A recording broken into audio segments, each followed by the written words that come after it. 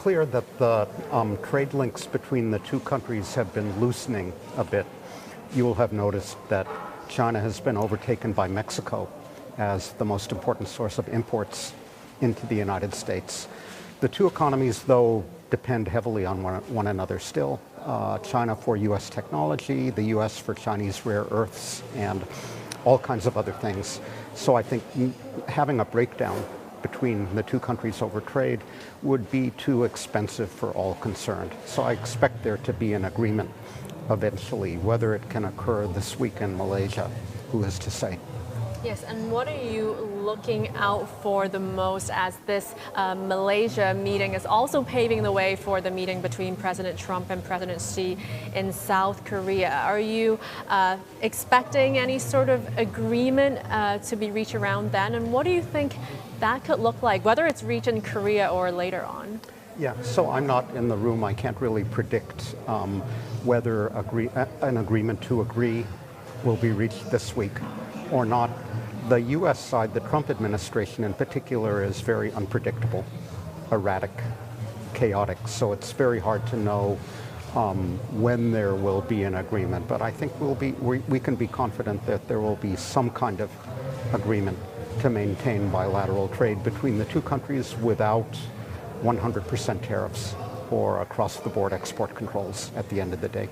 Yeah, and this tit-for-tat tariff restrictions, they now encompass so many different areas, from soybeans. Earlier, there was an agreement on TikTok that was seen as a success, but now tensions are escalating again over rare earth export controls from China, and the U.S. mulling a wide range of export controls of goods made with U.S. software. So how do you think the two countries can reach a point where they're both okay with, the tech restrictions, rare earth restrictions? I think it has been tit for tat, as you put it.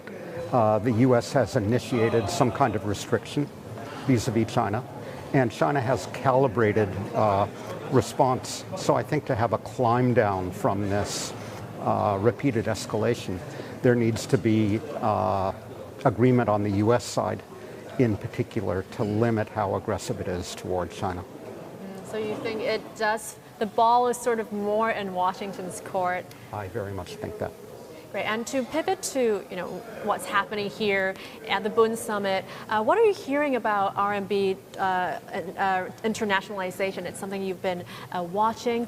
What are people from here saying about these efforts lately? I think people on the Chinese side are more optimistic about the prospects for the renminbi turning into a first-class international currency than are many of the foreigners. So some of the statistics I look at, from the importance of the renminbi as a reserve currency to the use of the renminbi in payments through SWIFT and through China's own cross-border interbank payments system, suggest that the process is slowing, that renminbi internationalization is going through a hard patch or stalling out. That's not the Chinese perspective or the Chinese rhetoric, but I do think it's unclear where the renminbi goes from here, and there are these very different views on the two sides.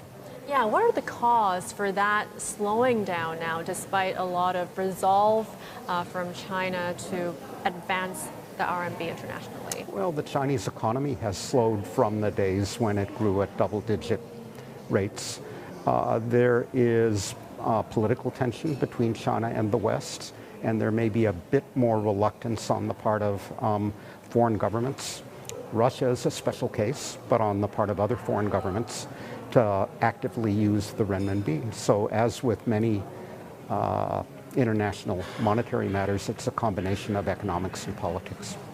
And what about the U.S. dollar standing? Do you see in this sort of climate the U.S. dollar continuing to dominate? And what would that mean for U.S. consumers and the U.S. economy, also workers there? Well, the dollar's global dominance is of considerable benefit to the United States and to U.S. consumers.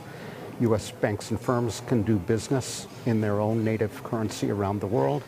The U.S. government can borrow at a lower cost than otherwise. the U.S. is kind of an automatic form of insurance because the dollar strengthens whenever a bad thing happens globally. I'm more worried about that dollar dominance and safe haven status now than I ever have been in the past, partly because of questions about the U.S. economy, rapidly growing public debts, but more because of chaotic U.S. politics and uncertainty about what the Trump administration will do next.